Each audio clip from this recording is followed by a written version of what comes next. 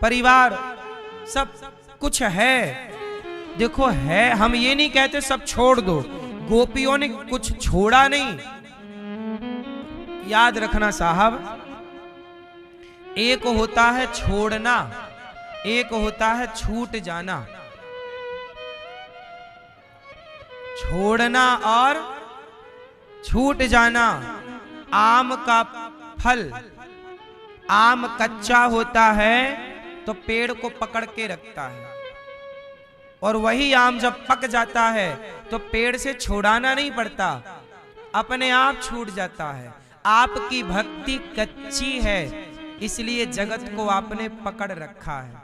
जब भक्ति पक जाएगी तो जगत छोड़ना नहीं पड़ता, अपने आप सब छूटता चला जाता है।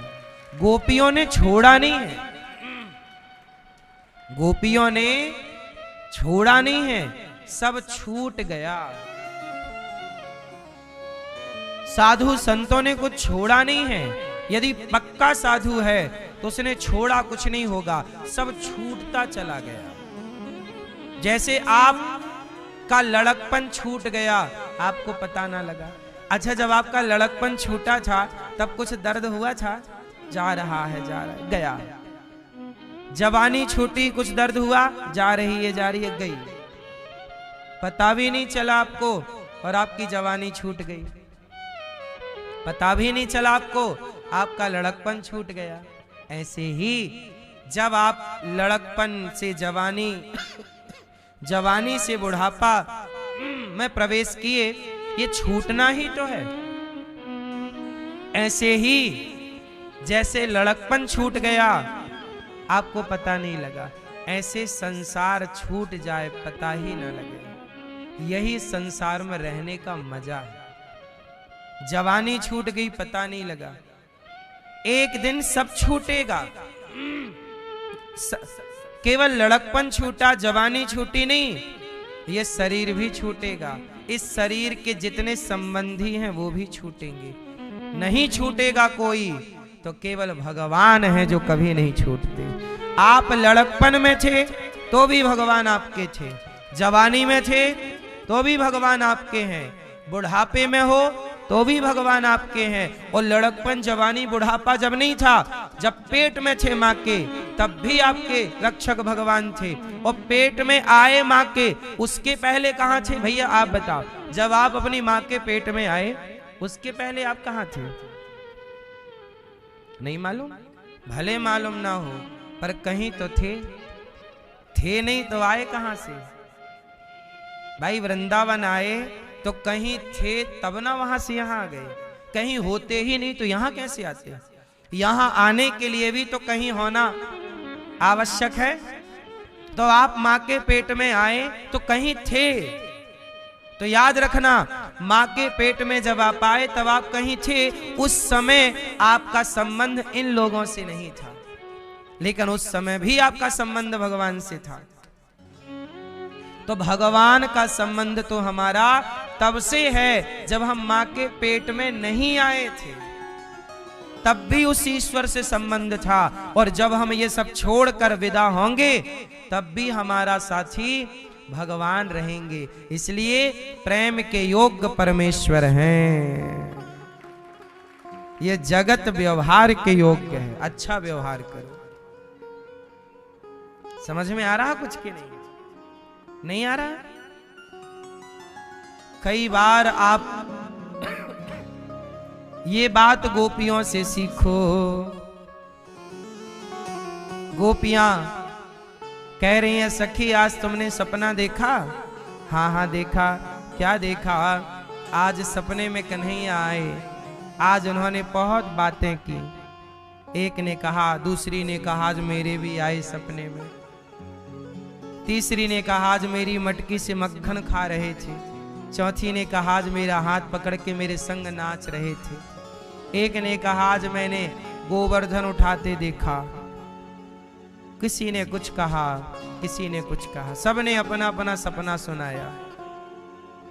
राधा रानी से कहा, सखी तुम बताओ तुमने क्या देखा सपने में? राधा रानी बोली, सपने में क्या सखी, मेरे तो सामने बैठे हैं। सामने उद्धव जी बोले सामने है तो रो क्यों रही हो? तब राधा रानी ने कहा, जो प्रेम गली में आए नहीं, प्रियतम का ठिकाना क्या जाने। जो वेद पढ़े और भेद करे, मन में नहीं निर्मलता आए। कोई कितना भी चाहे ज्ञान कहे, भगवान को पाना क्या जाने। जो तुम्हारे ज्ञान से ना पाएंगे उद्धव, तुम ज्ञान का ये मुखौटा उतार दो। जिस दिल में न पैदा दर्द हुआ, वो पीर पराई क्या जाने।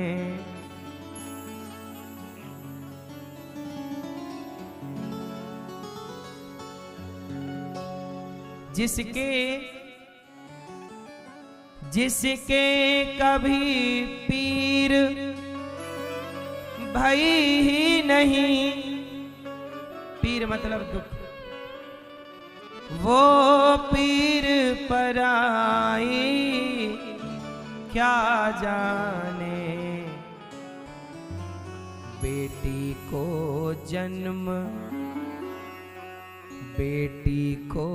जन्म दिया ही नहीं, वो बेटी की विदाई क्या जाने। जिसने बेटी को जन्म दिया ही नहीं, वो बेटी की विदाई क्या जाने। बेटी की विदाई कौन जानता है? जो बेटी का बाप है। जिस बाप के भाग्य में बेटी नहीं, वो बेटी की विदाई। अब उद्धव तुम क्या जानो कि हम क्यों रो रही हैं, बेटी का बाप क्यों रो रहा है, ये वो बाप क्या जाने जिसकी बेटी नहीं है। अब बेटी का बाप रो रहा, बेटी विदाई, उसका दोस्त था, उसके बेटी नहीं थी, तो वो बिना बेटी वाला बोला, काहे रो रहा है मित्र? बोले मित्र बेटी विदा हो रही है। बोला यार ये तो विदा होना ही थी, और तुझे कैसे समझाएं, तेरी तो बेटी ही नहीं है। उसे समझाया ही नहीं जा सकता। कुछ चीजें सब नहीं समझ सकते। क्यों समझ सकते हैं? सबके बस का नहीं है। जैसे स्त्री को बच्चा पैदा करने में कितना दर्द होता है, ये पुरुष कभी नहीं समझ सकता। क्यों नहीं समझ सकता पुरुष? क्योंकि पुरुष को वो दर्द कभी हुआ ही नहीं। इसलिए कुछ चीजें हैं जो सबके समझ की नहीं है। उसे कुछ समझते हैं तो कुछ नहीं समझते। ऐसे गोपियों के प्रेम को गोपियां समझती हैं। गोपियों का प्रेम गोपियों जैसा प्रेमी समझ सकता है, उद्धव जैसे ज्ञानी नहीं। तब गोपियों ने कहा, उद्धव ये तो प्रेम है।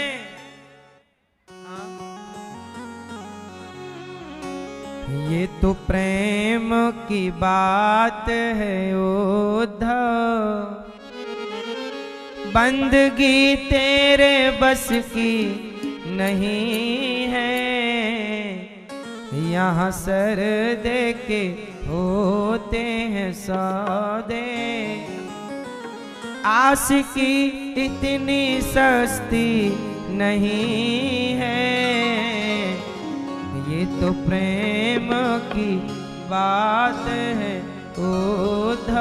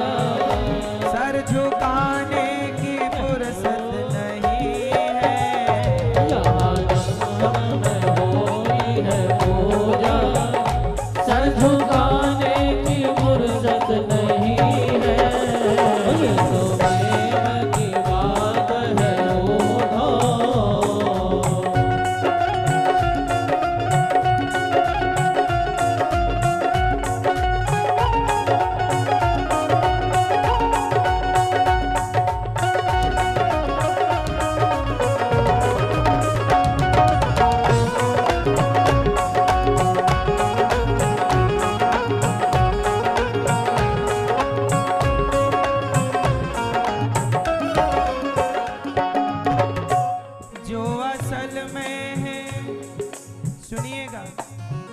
गोपियां कहती हैं जो असल में है मस्ती में डूबे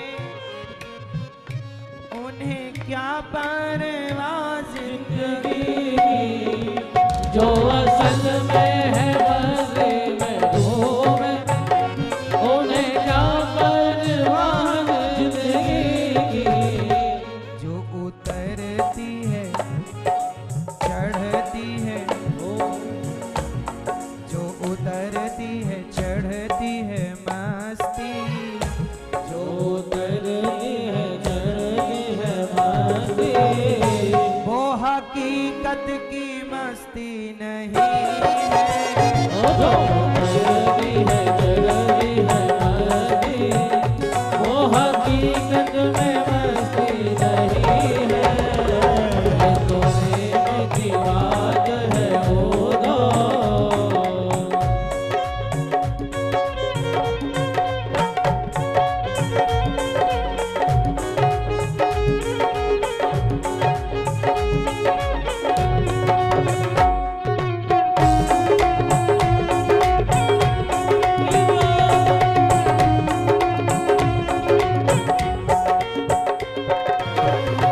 जिनकी नजरों में है श्याम प्यारे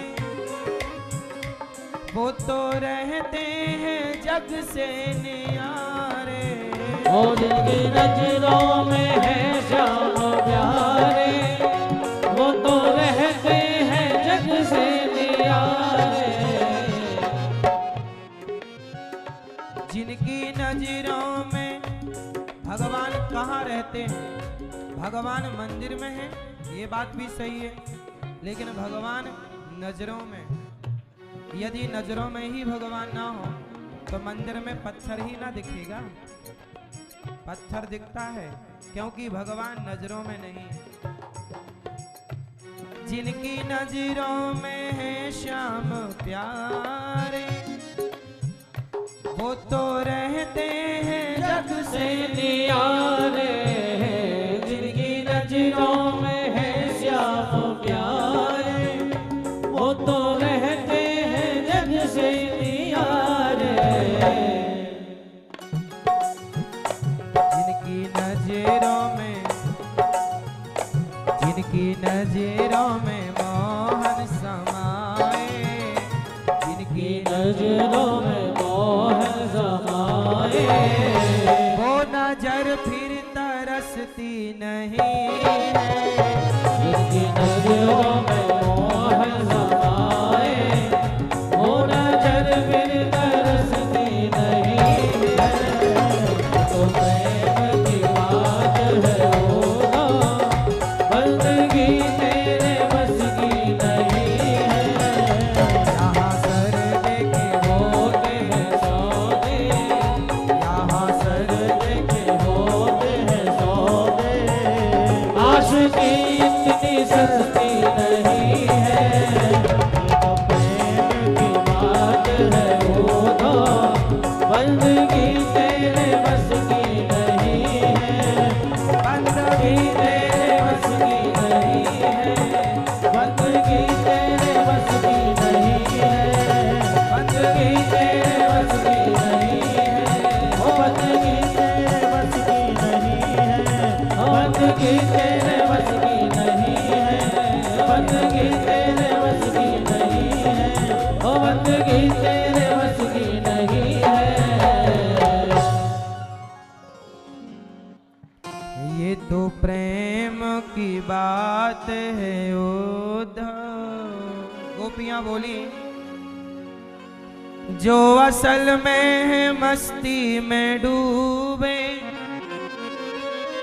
उन्हें क्या परवाह जिंदगी की।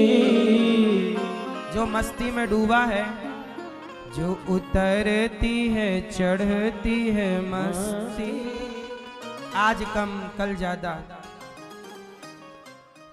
वो असल की मस्ती नहीं है। मस्ती तो भगवान का रंग एक बार लग जाए वो है। सांप एक बार डस ले तो उसका जहर पूरे शरीर में फैल जाता है।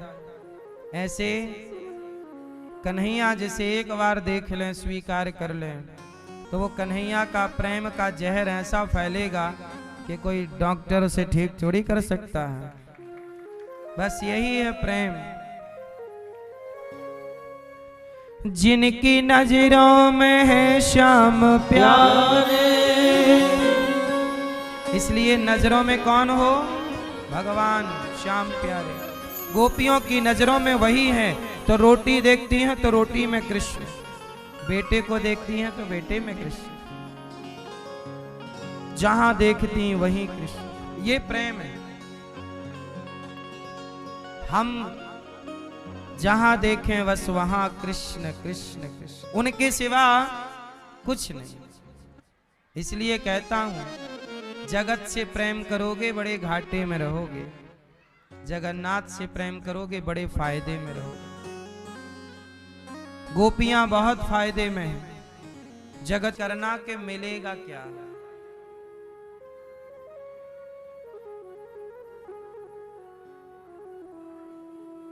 इसलिए गोपियों ने जब उद्धव जी को प्रेम का पाठ पढ़ाया ना, ब्रज रज में उद्धव जी लौट गए। कहा कि अब मुझे वृंदावन से नहीं जाना। आए थे एक दिन के लिए, 6 महीने रुके उद्धव जी, और गोपियों के प्रेम के पाठ में ज्ञान का पाठ भूल गए। हमें अब ज्ञान नहीं। इस प्रेम में ही गोपियों से कहा, राधा रानी अब हमें अपने से दूर ना करो। उद्धव जी जब वृंदावन से वापस गए, कन्हैया से बोले, कन्हैया चलो। हाथ पकड़ लिया कन्हैया का, चलो। कहाँ चलें? बोले चलो वृंदावन। आप क्या कर रहे हो मथुरा? आपसे प्रेम करने वाली गोपियां तो वृंदावन में हैं। प्रेम क्या होता है मैंने देख लिया। आपके लिए इतना रो रही हैं वो। आप कितने निष्ठुर हो गए कन्हैया।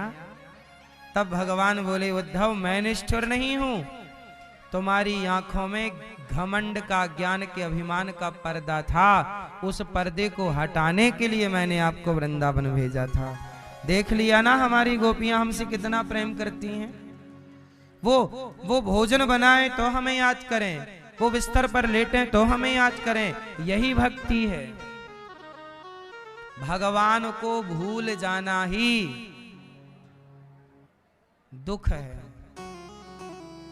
और भगवान को याद रखना ही भक्ति है और परम सुख है। इसलिए काम करिए, सारे जिम्मेदारियां पूरी करिए जो जिम्मेदारी ईश्वर ने दी है।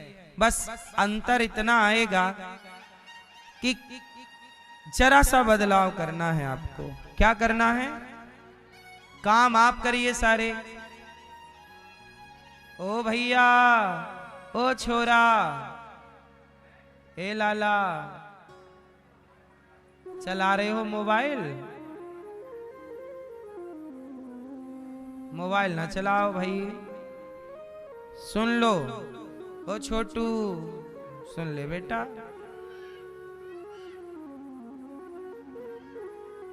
सुनो, भगवान ने उद्धव जी के घमंड को, अभिमान को मिटाने के लिए वृंदावन भेजा। जाओ, और कहा कि मैं अपनी गोपियों से दूर थोड़ी हूं। भगवान ने दिव्य वृंदावन का दर्शन अपने हृदय में ही करा दिया, है ना। भगवान का वृंदावन कहाँ है? भगवान के शरीर में ही। आप ये समझ लो कि भगवान के हृदय, भगवान ने पहले उद्धव जी को वृंदावन भेज के प्रेमी बना लिया। प्रेमी नहीं बनते तो वहां भी बहकी बहकी बातें उद्धव जी करते। कम से कम अब प्रेम की बातें तो करेंगे। अब प्रेम को भगवान ने स्वीकार किया। कन्हैया तो सर्वशक्तिमान है, परम ज्ञानी है, हम कितना जानते।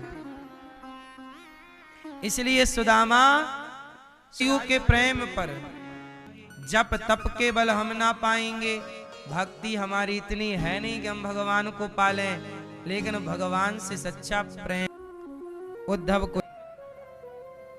आप में से कितने लोग प्रेम करते हैं भगवान को? कितना प्रेम आप नहीं करते? बहुत। क्या सही है। भगवान से चाहना और भगवान को चाहना। सच बताओ, संसार में ज्यादा लोग कौन हैं?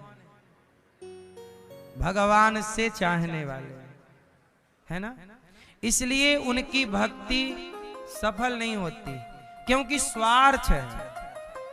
मीराबाई ने भगवान को प्यार किया तो क्या स्वार्थ था?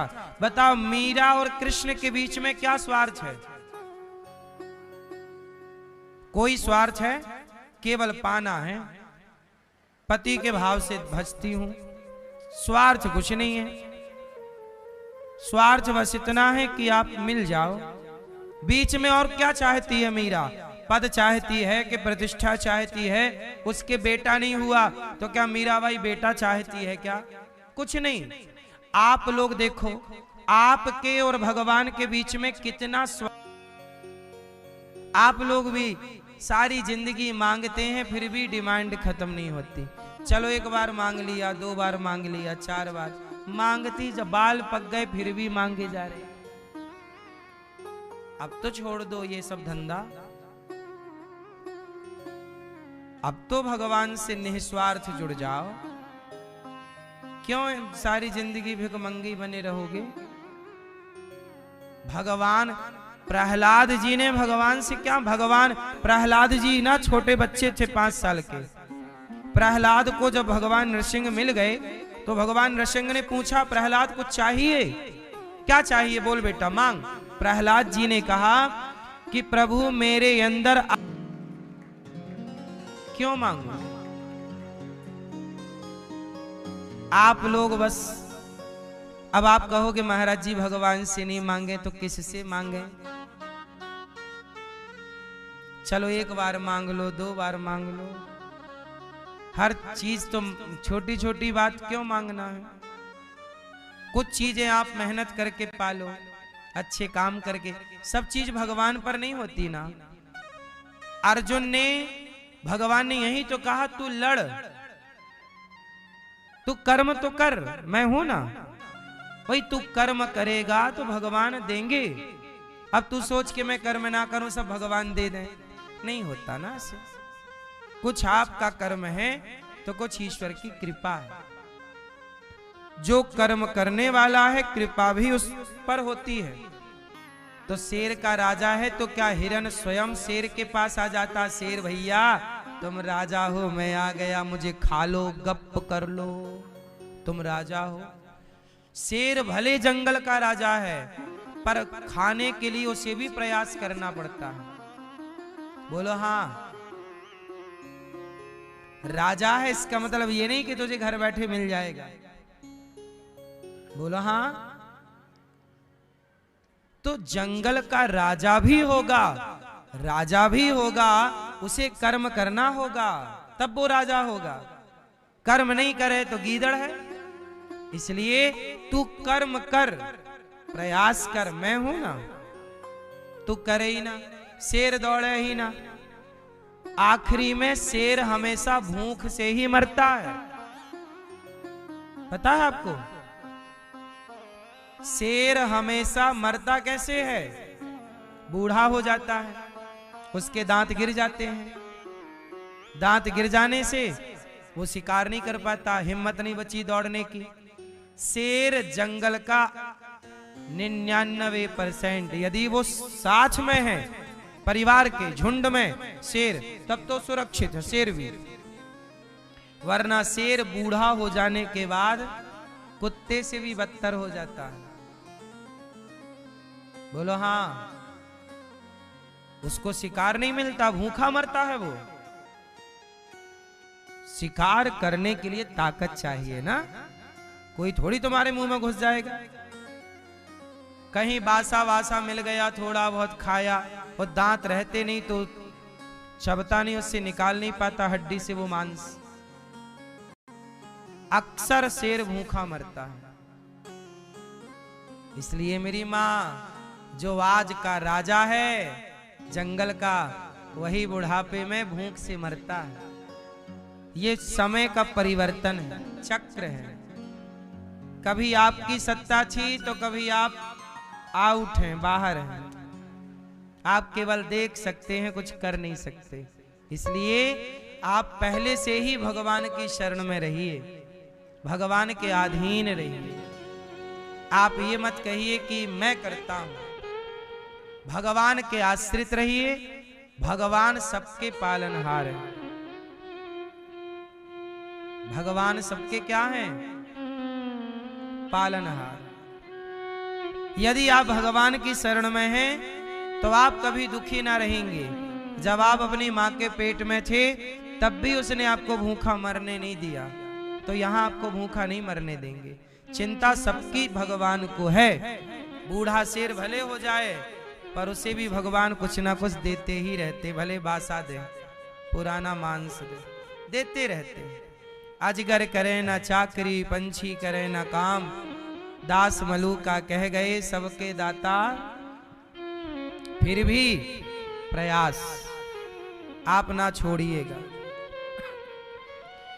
भगवान उद्धव जी को लेके द्वारिका गए, भगवान का विवाह हुआ। भगवान का विवाह रुक्मणी जी से हुआ। प्रद्युम्न हुए पुत्र, फिर अनिरुद्ध हुए। अनिरुद्ध का विवाह उषा से हुआ। भगवान कृष्ण के दूसरा विवाह हुआ जामवंत की बेटी से। तीसरा विवाह सत्यभामा से, चौथा यमुना जी से, पांचवा मित्रविंदा से, छठवां सत्या से, सातवां भद्रा से, आठवां लक्ष्मणा से। एक भामासुर नाम का दुष्ट था, उसने 16,100 कन्याओं को जेल में बंद कर रखा था। उन कन्याओं ने जेल से ही भगवान को पत्र लिखा कि प्रभु हमें जरासंध नाम का, हमें भामासुर नाम का एक दुष्ट ने बंदी बना रखा है। जैसे तैसे बचते बचाते आपको पत्र लिख रही हैं, हमारी रक्षा करो। तब भगवान ने सेना से आक्रमण किया और भामासुर को युद्ध में पराजित किया। कन्याओं को कर दिया आजाद। देवियों आजाद हो। कितनी कन्याएं थी? 16,100 कन्याओं को कहा जाओ जाओ जाओ, अपने अपने घर जाओ। कन्याओं ने कहा प्रभु अब हम कहीं जा नहीं सकते। हम यदि अपने घर जाएंगी तो लोग ताने मारेंगे, कहेंगे कि तुम तो दूसरे पुरुष के पास रहकर आई हो, पता नहीं तुम शुद्ध हो कि अशुद्ध हो। सीता मैया को जब नहीं छोड़ा बोलने से दुनिया ने, तो उन्होंने कहा कि हमें छोड़ देंगे, इसलिए अब हमें कोई स्वीकार नहीं करेगा। अब प्रभु आप भी हमें स्वीकार नहीं करेंगे तो हम कहां जाएंगे? तो जिन्हें कोई स्वीकार नहीं करता उन्हें भगवान स्वीकार करते हैं। और जिन कन्याओं को समाज में अपमान मान के साथ समाज में रहने का अधिकार दिया। आज एक स्त्री बिगड़ जाए, अर्थात बिगड़ नहीं जाए, वो किसी पराये पुरुष के पास पकड़ी जाए, पति बनकर नहीं मिलेंगे। अगली द्वापर की लीला में अगला जो भगवान का 16,108 सखियों से विवाह होगा, उन 16,108 में एक मीरा भी होगी अगले राउंड में, जो अगला कृष्ण अवतार होगा। क्योंकि युगे युगे भगवान के अवतार जैसे सतयुग, त्रेता, द्वापर, कलयुग, 4 ही युग तो हैं। अब कलयुग के बाद फिर सतयुग आ जाएगा, सतयुग आएगा, त्रेता आएगा, द्वापर, फिर कलयुग, फिर सतयुग, ऐसे चक्कर चलता है। तो ऐसे युगों में किसी किसी युग में भगवान कृष्ण का अवतार रिपीट होता है। कृष्ण कोई एक बार छोड़ी आए इस धरा पर, पिछले किसी और द्वापर में भी आए। जैसे राम त्रेता में आए, तो राम त्रेता में तो आएंगे, पर किसी किसी त्रेता में आते हैं और किसी किसी त्रेता में नहीं आते। जैसे इस बार राम जी आए थे और राम जी आए और रावण को मारा। अब राम जी ने रावण को मारा, बोलो हाँ। अच्छा, आप लोग कितने रावणों के बारे में जानते हो? कितने रावण हुए? एक? एक बार तो रावण कौन बना? जय और विजय श्राप के कारण रावण बने। एक बार रावण कौन बना? जलंधर रावण बना, वृंदा का पति। एक बार रावण कौन बना? शिव के गण नारद जी के शाप से रावण कुंभकर्ण बने। एक बार रावण ब्राह्मणों के शाप के कारण प्रताप भानु नाम का राजा रावण बना। तो रावण एक थोड़ी है, रामचरितमानस में ही 4 रावणों की कथा है। ओ लाला, काहे इतना शोर कर रहे हो बेटा? ओ छोरा छोरी सुन लो बेटा। कितने रावण हैं? बहुत। 4 तो हमने गिनाए, जो हम गिना नहीं सकते वो भी बहुत।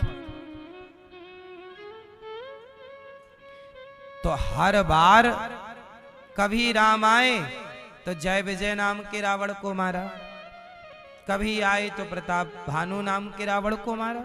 ऐसे राम का अवतार किसी किसी त्रेता में होता रहता। ऐसे भगवान कृष्ण का अवतार।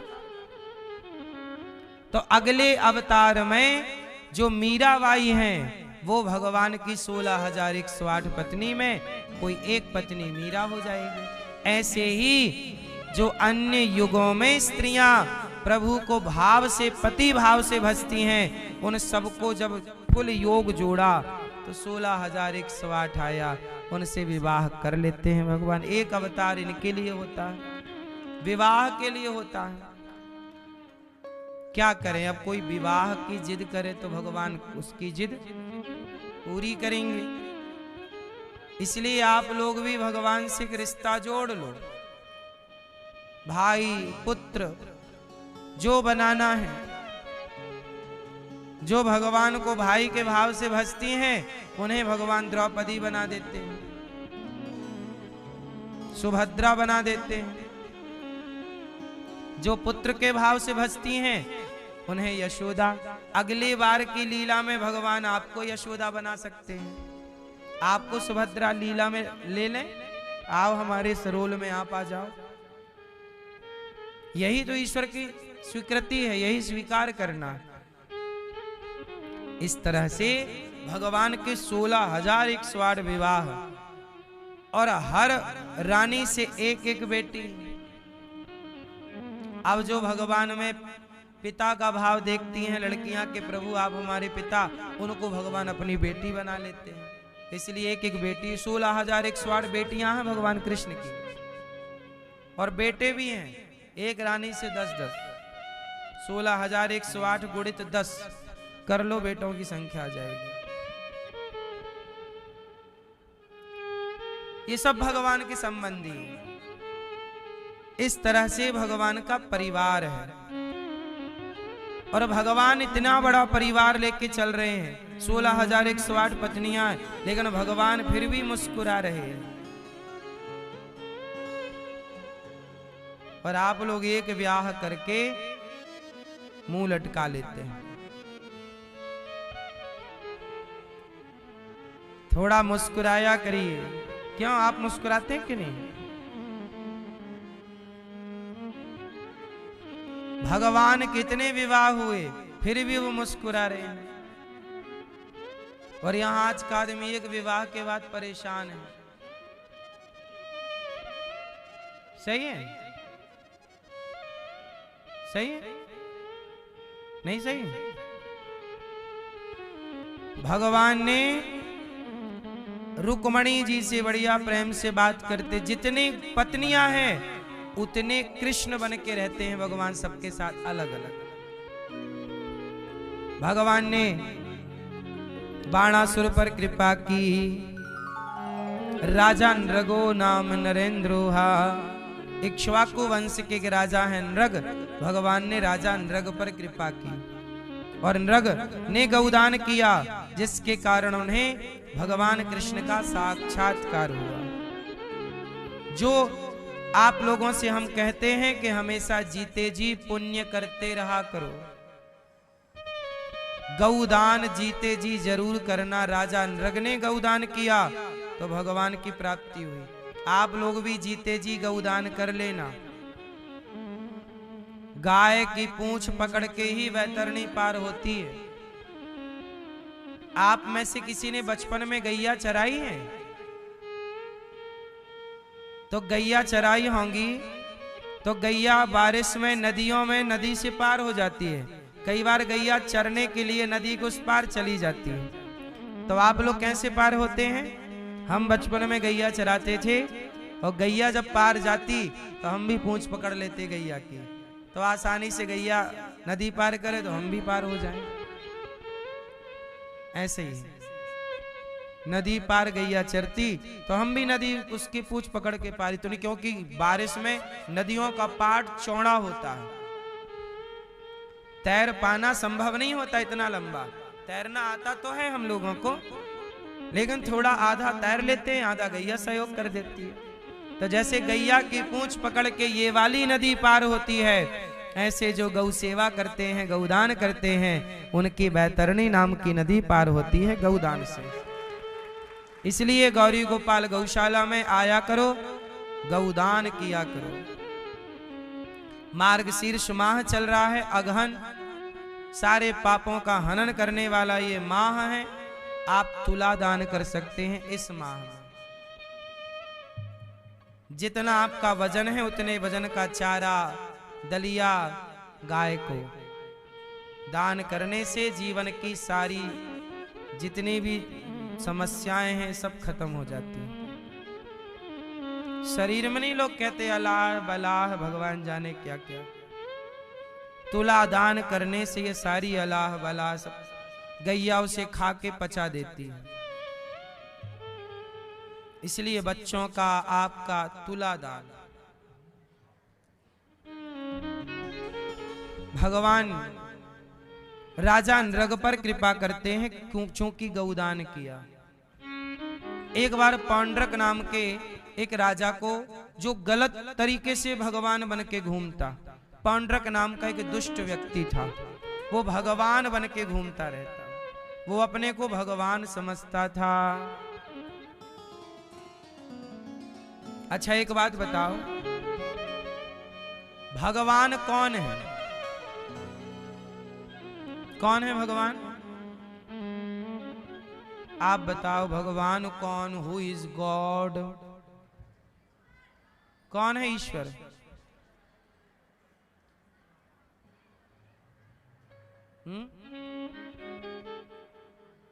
भगवान कौन है? जो रक्षा करते हैं। कौन रक्षा करता है आपकी?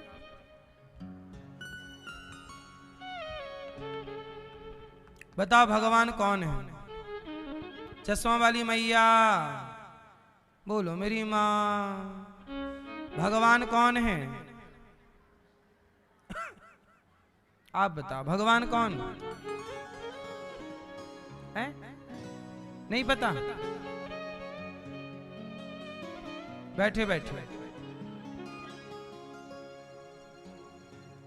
तुम्हारी भावना ही तुम्हारी भगवान। भावना पड़ोसन का नाम है। कौन है भावना? आप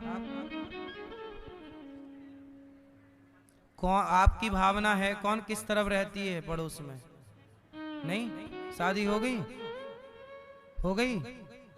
पत्नी को मत बता देना कि भावना है, मारेगी।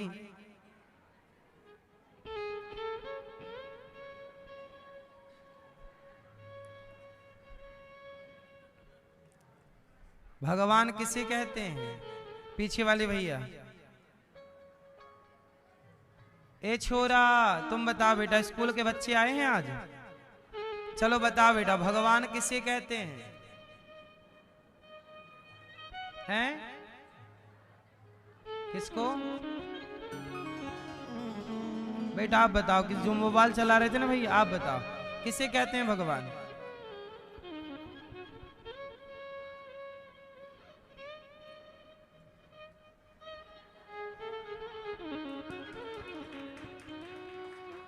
हैं?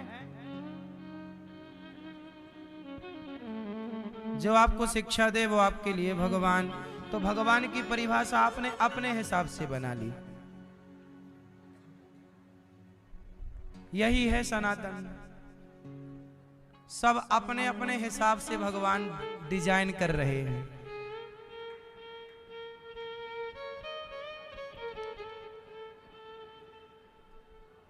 कितना सिंपल क्वेश्चन है, भगवान किसे कहते हैं? पूछा जा रहा है सनातनियों से। अरे भगवान किसे कहते हैं? राम को, कृष्ण को भगवान कहते हैं।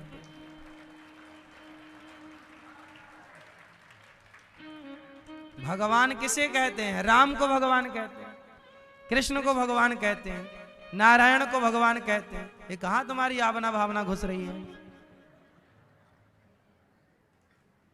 राम को भगवान, भगवान कौन है? भगवान कौन है? भगवान कौन है? कृष्ण, राम, नारायण।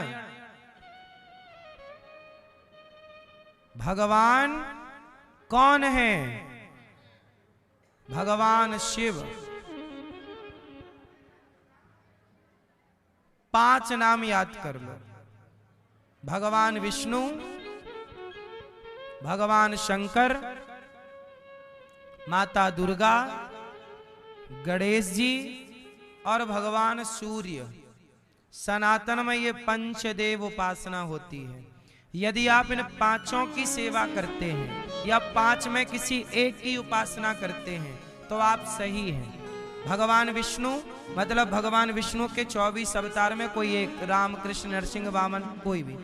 भगवान शंकर, शंकर बोले तो गणेश, शंकर बोले तो 12 ज्योतिर्लिंग, शंकर जी बोले तो हनुमान जी, बात एक ही है। दुर्गा, दुर्गा मतलब 52 शक्तिपीठ। कोई भी देवी की आप उपासना कर रहे हैं, यदि वो देवी दुर्गा माँ है, काली माँ है, कामाख्या माँ है, भद्रकाली है, वो देवी है।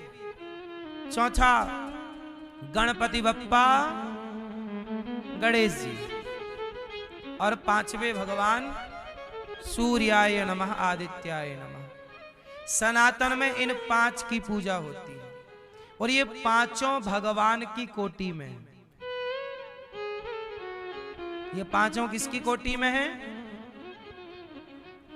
और ये 5 एक ही हैं। चूंकि व्यवहार में 5, जैसे उंगलियां 5 हैं पर 5 उंगलियां एक ही हाथ से जुड़ी हैं। मूल में हाथ एक है, ऊपर व्यवस्था के लिए 5 हैं। उसी तरह मूल में एक भगवान श्रीमन नारायण है। एक नारायण जब व्यवस्था करते हैं तो अपने को 5 भागों में डिवाइड कर लेते हैं।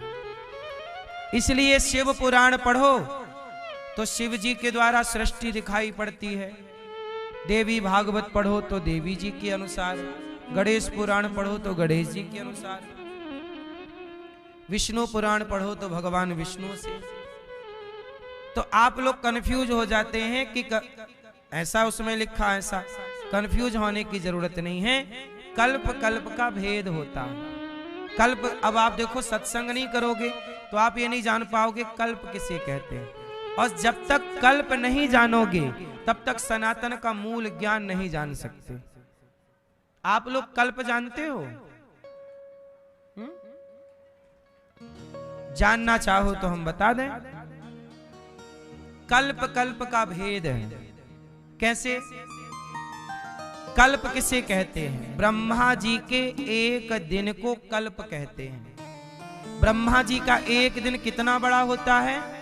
एक दिन में 1000 बार चतुर्युग बीत जाते हैं। चतुर्युग मतलब सतयुग, त्रेता, द्वापर, कलयुग। सतयुग, त्रेता, द्वापर। जैसे 7 दिन बीत जाएं तो सप्ताह कहते हैं, 30 दिन बीत जाएं तो माह कहते हैं, 365 दिन बीत जाएं तो वर्ष कहते हैं। उसी तरह जब 1000 बार चारों युग बीत जाएं उसे एक कल्प कहते हैं।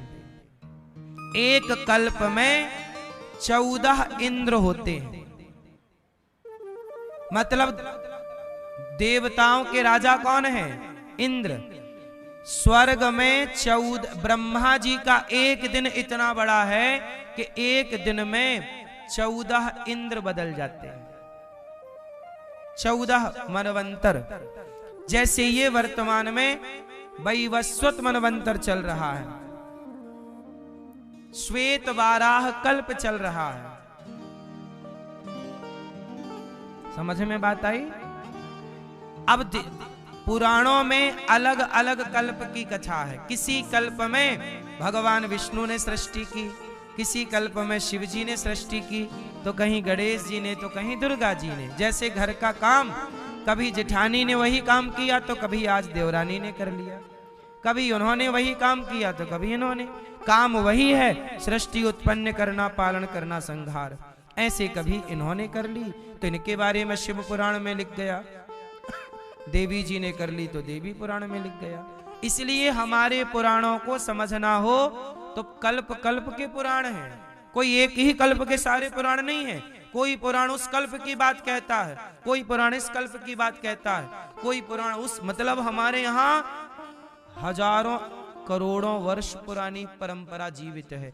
अब इसी विज्ञान को तो, इसी साइंस को तो सनातनियों को समझना था, पर वो समझ नहीं पाए। इस अज्ञानता का परिणाम क्या है? अब जैसे स्कूलों में बच्चों को पढ़ाते हैं कि डार्विन ने कह दिया कि आप बंदर की संतान हो, तो मान लिए कि बंदर की संतान, तुम्हारे पूर्वज बंदर थे, ऐसा पढ़ाया गया। भाई, बंदर की संतान हम लोग नहीं है, क्योंकि अब स्कूल में यही पढ़ाया जाता है। ये प्रश्न आएगा तो लिखना पड़ेगा डार्विन, वरना नंबर कट हो जाएगा। लेकिन सच्चाई ये नहीं है, सच्चाई ये है कि हम बंदरों